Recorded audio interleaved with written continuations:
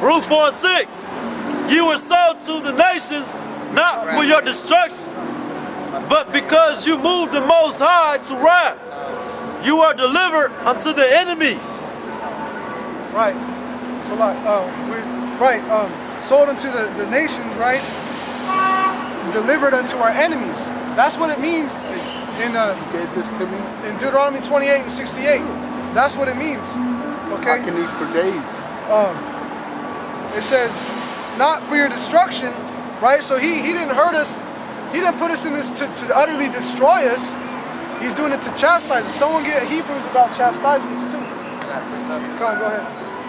Daniel 9:11. Yeah, all Israel have transgressed thy law, even by departing, that they might not obey thy voice.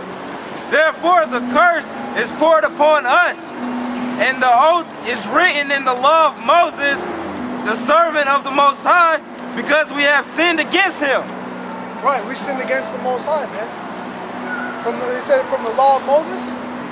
See, so right back. The root of the problem. Really, you get technical. The root of the problem is transgression, is disobedience, which came from the woman, right? Because hey, women will make you do all kinds of shit, man. That's why I say the wine is wicked, the king is wicked, and women are wicked, man. So that's what you have to.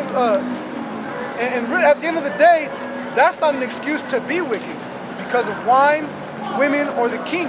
And those are the three things that have gotten Israelites kicked out of the camps. Right. Wine, I got to use the man for an example, but Yadarash. Your overindulgence in wine, and that wine is even doctrines too, right? And then women, all you adulterers out there, or even just you family matter guys. And then the king, a lot of you're just holding on to that old doctrine, doctrine that Yohana pushes and Bubbalai pushes. So you believe in all three things that you're not supposed to put trust and faith in, man. You're supposed to put trust and faith in the Lord. And they came to the conclusion that women are the most wicked out of the three because women can get you to do things that you normally wouldn't do, just like wine would, and a woman can also get inside the king's head and have the king go off and do things that is wrong, you know? Yep, that's exactly right. Glad that brother said that, because and even the proof, to prove that, you read the book of Esther. Esther was, the Ethiopians made her queen, right? But she wasn't wicked about it. She listened to her uncle Mordecai. She was a virtuous woman. She listened to her uncle Mordecai, who was a bum in the streets. Hey, Salat, correction, it was Elam. Elam, Salat, Elam. Yeah, come on, water. It was the dot heads, right? Yeah. And the Elamites, right? So she was a queen to them, and they put her in that favor, and she was able to move the king and tell him what to do, and all the wickedness that was going on. You see, so yeah, women, you give power to a woman, hey, that a lot could go wrong for you. But in the case of Esther, it went wrong for them, and it went right for us. The scriptures say, "Give not thy power unto a woman, right. but destroy kings." Right, we're roughly paraphrasing. Destroyed kings. Yep. Right, this is Isaiah chapter 14, verse 1. For the Lord will have mercy on Jacob, and will yet choose Israel, and set them in their own land. And the strangers shall be joined with them, and they shall cleave to the house of Jacob. Right, they're gonna. So like, read the top one more time. Isaiah chapter 14, verse 1. So like, well, get that shit on camera. Pop the molly, I'm sweating. Woo!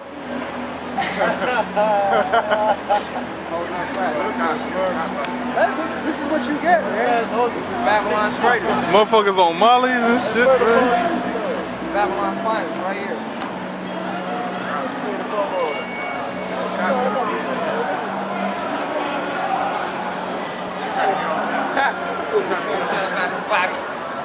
Oh, hell no.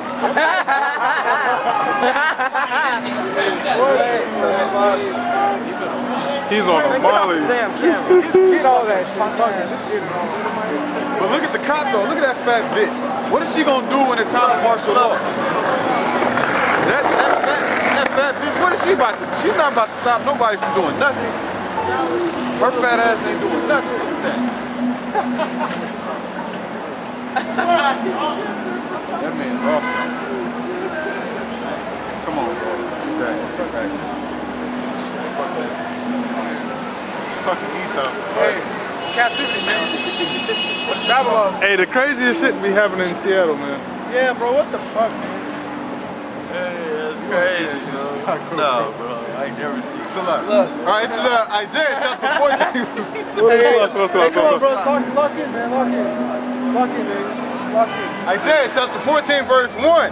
For the Lord will have mercy on Jacob and will yet choose Israel and set them in their own land, and the strangers shall be joined with them.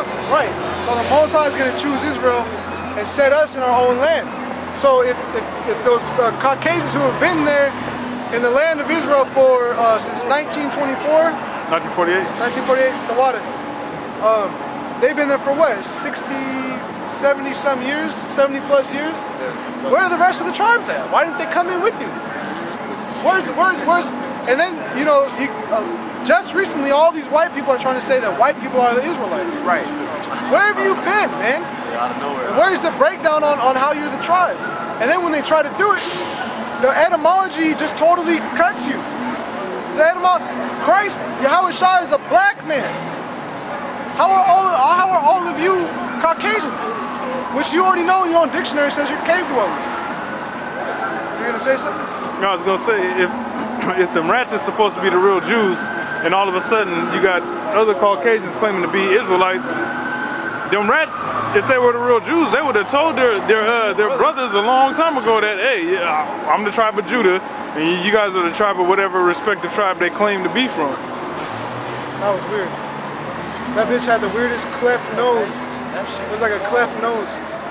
That shit was all wrong. Oh man. Talking about that bitch? Yeah. I think you can keep going with that. It's like verse 6 or something. Okay. Isaiah chapter 14 verse 2. And the people shall take them and bring them to their place, and the house of Israel shall possess them in the land of the Lord for servants and handmaids. Right, so this is payback. This is payback. So this is part of the reward that brothers are going to have when they're joint heirs ruling on high with Yahweh Shai. Is to be able to have these other nations in subjection, ruling them with the rod of iron. Get that in Revelation chapter 2, I think it's verse 25 to 26. Go ahead. And they shall take them captives, whose captives they were, and they shall rule over their oppressors. Right. And yeah, that's a big cut to those fucking those Jewish rats over there, because you don't have nigger slaves over there. There you go. That's one, and on top of that, they never been oppressed or in subjection. You know. So it says they shall take them captives, who captives they were. You know. Technically, we are slaves, man. The scripture just said in Baruch, we are yet this day in our captivity. Our captivity under who? Them fucking rats who run the world, man. Yeah. See, but they're gonna be under our foot in the kingdom of heaven. That's right. What the scripture just brought out. Yeah, what I was saying was the Jewish rats were not slaves. You know what I'm saying? They not oppressed. You know. So that's the cut. Right.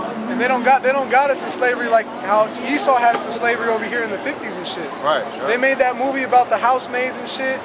How you couldn't even use the same toilet as them. The Help. Yeah, the movie The Help. That was a good, it was a good movie.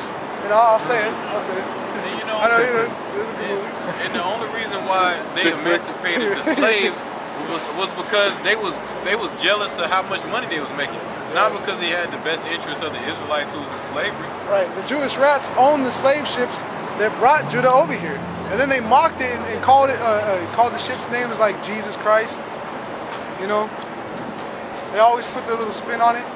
And like the brother Matazak out in LA was bringing up that movie about the Gangster Squad. There was no niggas down in LA. You know, that's all new. You know, this is a city of angels, right? That's what Los Angeles means, city of angels. And who was filling that city? Whose face was filling that city? Caucasians. They really think that the angels are white, God's white, but you go to the scriptures, it's not. It couldn't be furthest from the truth. And then they say, well, David was ruddy, David was red. Okay, so if David was red, you're saying David was white, then you admit that all white people are red. That's in essence what you're saying. So white people are red, right? Okay, now what color is the devil? Red. At first Esau, all right, now let's get a little more into it. Now I said Esau came out red all over like a hairy garment, meaning like an Eskimo fucking Wookiee outfit, okay? He came out red all over, and then Jacob came out brown, normal. Didn't say anything about Jacob's color, right? And then you go in on the colors of Jacob and Job, they're all black. Black but beautiful, comely. Okay, now Esau, going back to Esau, came out red all over like a hairy garment. It says Esau is Edom, right? Esau is Edom, right? So then you go Job 9:24. The earth is given to the hands of the wicked, covered the faces of the judges thereof. If not, where and who is he? Then you go into Obadiah. Though thy excellency reach up into the heavens, you exalt thyself as the eagle. Who are the people that have constantly been the head of the world with the eagle animalistic symbol? Has it not been you Caucasians, as the Romans, the Greeks, now you're American? Right. So you see, because really that word ruddy means beautiful. Like a ruby is beautiful. Like diamonds and stones. That's why Lamentation goes in on about the precious stones, saying that they're beautiful stones. Okay, so you people got a misconception when it comes to the words white and black. White is meaning righteousness, black is meaning wickedness. Right? Do not pirate flags or people that are associated closely with death always wear black. The black pirate flag, you biker gangs, they're all into meth and you just do shit, YOLO mentality. Illuminati are all wearing black. The mafia wear black. When someone dies, do not wear black to mourn for the dead. Right. And then you get married, what does everyone do? Everyone wears white because the woman is supposed to be a virgin, which is righteous.